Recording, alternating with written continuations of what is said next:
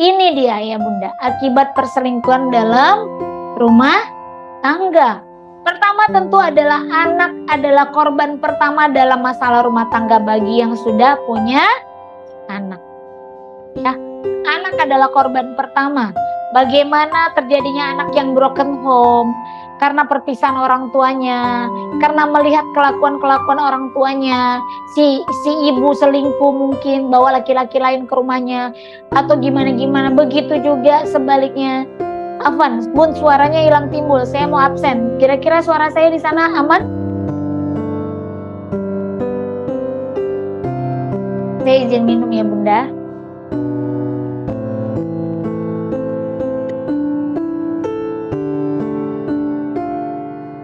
Oke, aman.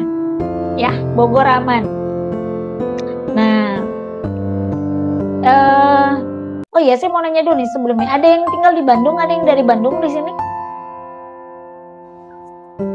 Subang. Oke. Bandung. Oh iya, insya Allah nanti tanggal 28 sampai 30 Juni itu saya ada di Bandung. Mau ngisi Hijrah Fest bersama ada para ustadz-ustadz. Ada juga Siren Sungkar, Saskia Sungkar, Nia Minarti.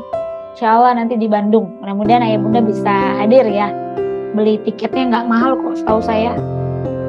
Tiketnya nggak sampai jual rumah lah pokoknya ya. Jadi nggak mahal gitu. Jual motor aja nggak, apalagi jual rumah gitu ya. Ya, kok bayar kamera? Iyalah, mau masuk surga itu mahal loh. Masuk surga itu mahal, masuk neraka aja mahal, apalagi masuk surga.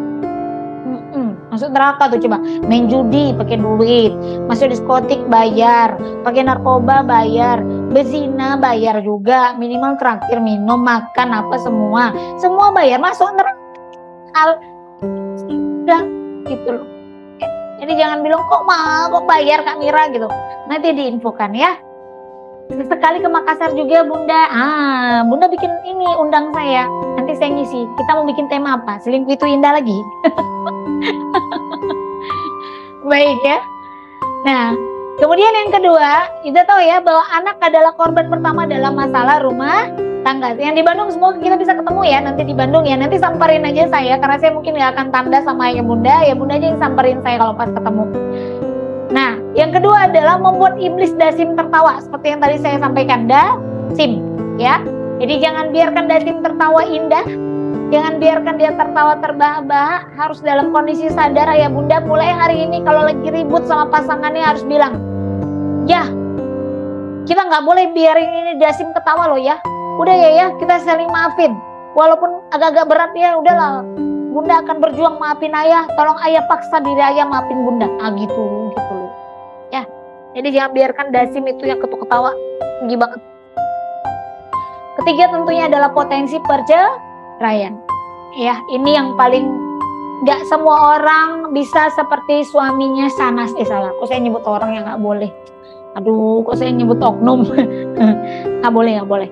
Jadi gibah nanti. Nggak semua orang bisa kuat pasangannya selingkuh dan tetap mau memaafkan gitu loh. Banyak orang yang memang dia nggak mampu dan lebih memilih berpisah. Nah, ada yang memilih berpisah karena dia udah terkadung jatuh cinta dengan selingkuhannya yang dianggapnya lebih indah daripada pasangannya, ya kan? Atau mungkin pasangan yang sudah dikhianati tadi sulit untuk memaafkannya. Ya memang perempuan itu Kak, dia sebenarnya gampang memaafkan, tapi dia tidak gampang untuk melupakan, ya kan? Makanya perempuan itu nih para ayah-ayah, suami-suami yang soleh, harap maklum kalau istri antum semuanya bilang kayak gini, ayah ingat nggak 12 tahun yang lalu ayah pernah apain bunda? Dia bisa lupa loh naruh pisau sama gunting di mana, dia bisa lupa naruh pisau dapur di mana, tapi dia bisa ingat kesalahan ayah 12 tahun yang lalu. Itu emang perempuan, jadi dimaklumin gitu. Kalau dia suka ngungkit, ya memang itu perempuan. Itulah senjata utama perempuan. Kalau suaminya mulai macam-macam, dia akan ingat nggak? Dulu kan ayah juga pernah buat bunda kayak gitu. Gitu kan? Iya, supaya tadi suami langsung salah gitu. Oh iya, suami langsung. Tapi kan bunda juga pernah buat ayah begini. Gitu. Udah nggak kelar kalau begitu. Kalau misalnya masih dalam hubungan rumah tangga, ya udah maafkan. Terus sulit Kak Mira, berat Kak Mira. Kalau misalnya Ibunda pernah dengar juga kisah di zaman Rasulullah Sallallahu Alaihi Wasallam. Saya tahu apalagi kalau itu akibat perselingkuhan ya dalam rumah tangga, itu bukan hal yang gampang buat dimaafkan banget. Butuh perjuangan luar biasa. Tapi percayalah, kalau memang itu masih bisa dimaafkan, maafkan. Tapi kalau memang sudah tidak bisa lagi, saya pernah dicurhatin. Saya pernah, karena saya ngasuh 600 grup ya, ada 60.000 akhwat dulu di dalamnya. Pagi saya terima curhatan, Kak Mira, saya pengen pisah, saya pengen cerai sama suami saya. Kenapa? Suami saya Kak Mira hobi selingkuh. Kata-kata hobi itu berarti kan kalau hobi kayak saya misalnya hobinya ngoleksi emas gitu ya. Berarti kan emasnya nggak satu dong, ada 2, 3, 4, itu kan namanya hobi ya. Ada yang hobinya koleksi Tupperware. Nah saya yakin Tupperware nggak satu, ada warna ungu, ada warna hijau, ada model kristal, ada model ini ya gitu kan, itu hobi. Jadi dia bilang hobinya selingkuh. Saya tanya, oke, kakak udah berapa tahun menikah? Sudah 5 tahun Kak. Berapa kali udah suami kakak selingkuh? Lebih dari 10 kali. Oh iya, itu berarti hobi. Karena sudah lebih dari 10 kali selingkuh. Oke, jadi Kak, saya mungkin ingin bercerai.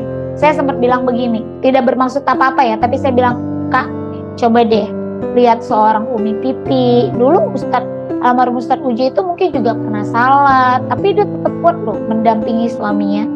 Yang kedua, coba kakak lihat Firaun. Kak pernah tuh Asia minta cerai sama Firaun. Suami kakak Firaun nggak? Enggak katanya. Terus kakak minta cerai. Tapi Kak katanya, suami saya suka mukul. Dia bilang kalau sudah ribut tuh suka mukul ya Kak. Kakak ngomong baik-baik, kakak menghindar atau apa. Pokoknya saya coba kasih. Saya nggak mungkin dong kalau saya turutkan kata-kata saya sebagai perempuan, ya udah Kak cerai aja, ngapain laki-laki kayak gitu dipertahankan. Oh kakak masih banyak laki-laki lain di luar sana yang lebih bagus. Itu kalau saya ikuti kata hati saya. Tapi kan berdosa saya nyuruh orang ceraikan Kak, bahaya Bunda. Jadi saya bilang ya sabar. Lagi bisa dilakukan ya kan, cuma bisa mengatakan sabar. Cuma Kak, suami saya ini sudah terkena penyakit kelamin, dan sudah menularkan ke saya. Kira-kira kalau ayah Bunda jadi saya, apa yang mau dikatakan lagi? Udahlah suami itu hobi selingkuh. Yang kedua adalah tukang mukul. Ketiga udah kena penyakit kelamin, terus menularkan ke kita. Kira-kira saya harus bilang apa? Akhirnya saya bilang gini, Kak, kakak pergi ke kantor urusan agama, kakak pergi ke KUA, kakak tanya sama orang di kantor urusan agama, kira-kira keputusan apa yang terbaik. Saya takut salah mengatakan gitu. Nah itu tuh yang mengerikan dari efek dari perselingkuhan tuh, kehancuran mental pasangan. Kemudian yang kedua, saya pernah juga dapat, habis itu sore, itu pagi ya, sorenya ada lagi, Kak Mira, saya mau cerai dengan suami saya. Kenapa? Saya bilang, suami kakak selingkuh? Enggak, suami saya itu setia sekali, rajin ke masjid, menghafal Quran. Tapi itulah Kak Mira nggak kerja, kerjanya di masjid aja. Saya yang pontang-panting cari duit jualan online Kak Mira. Terus yang kedua Kak Mira yang buat saya kesal, suami saya itu punya utang Kak Mira. Makanya saya berpikir udah dia nggak kerja, kerjanya asik di masjid aja, terus punya utang lagi 10 juta. Enggak, berapa utangnya? 10 juta. Agak-agak sakit kepala saya kan dengarnya. Ya Allah, yang ini, yang kalau yang tadi yang selingkuh nih suaminya ini beda, dia kaya raya. Dia kaya raya banget. Sampai dia bilang kayak gini, Kak Mira, saya siap bayar, saya siap suami saya duduk manis aja di rumah, saya yang cari rezeki, yang penting suami saya setia Kak Mira. Yang ini tadi suaminya di rumah baca Quran, ngapal Quran, ngurusin masjid, jadi marbut masjid, nggak kerja, minta cerai dia. Nah, sekarang pertanyaannya, yang salah yang mana? Yang salah setannya, yang salah iblisnya. Yang kedua adalah karena iblis menghadirkan rasa kufur nikmat di hati kita sebagai pasangan. Gitu. Ya kan? Udah dibilang rumput tetangga itu lebih indah. Istri orang itu lebih cantik kayaknya. Suami orang itu lebih indah, lebih, ya Allah gitu. Nah, saya pernah juga nih. Saya mau nggak mau bercerita dengan ayah bunda ini dengan studi kasus ya. Kayaknya kalau studi kasus tuh lebih enak gitu ya. Jadi bisa dipahami. Saya punya, saya anggap udah kayak adik-adik gitu. Dia sering sama saya, waktu itu kita pas ke Jakarta bareng-bareng. Terus dia ngelihat suami saya suka bilang gini, I love you bunda.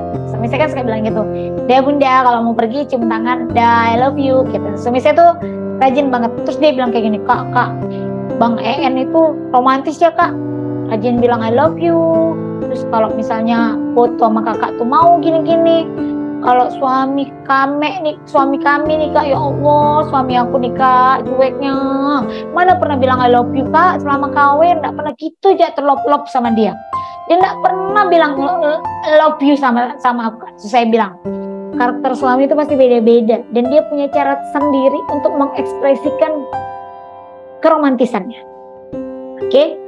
Kemudian kita jalan-jalan nih ke PI, Plaza Indonesia. Udah tahu dong barang di sana sebenarnya barang high class ya. Terus kita masuk ke butik Gucci. Terus ada tas bagus. Si Vita, adik saya ini bilang gini, pengen beli tas itu. Coba bilang sama suami diizinkan nggak? Saya bilang. Terus dia fotokan itu, tasnya dia kirim ke suaminya. Papa, mama boleh nggak beli tas ini? Si suaminya jawab begini. Oh, mama mau itu, ya udah ambil aja, nggak apa, tapi harganya lumayan lupa 40 juta lebih, nggak apa-apa, anggap aja hadiah dari papa untuk mama, belilah mana mama mau. Nah, itu jawaban suaminya. Terus saya bilang, sini WA-mu kakak screenshot kan. Saya screenshot kan, kemudian saya kirim ke suami saya. Saya bilang, Assalamualaikum suamiku tercinta, seandainya bunda seperti ini meminta sesuatu kepada Abi, apakah Abi memberikan jawaban yang sama? Suami saya jawab begini, bunda, Abi ingin masuk surga sama-sama bunda. Karena Abi ingin masuk surga sama-sama bunda, maka jangan pernah memaksakan sesuatu jika kita belum mampu. Terus dia kasih saya 5 ayat Quran. Intinya tidak boleh. Jadi ayah bunda tahu, keromantisan itu beda-beda. Ada yang dia dengan memanjakan istri dengan membelikan barang-barang tapi nggak pernah bilang I love you. Tapi ada tipe suami yang senang mengirimkan lagu-lagu romantis dan kalau bilang I love you.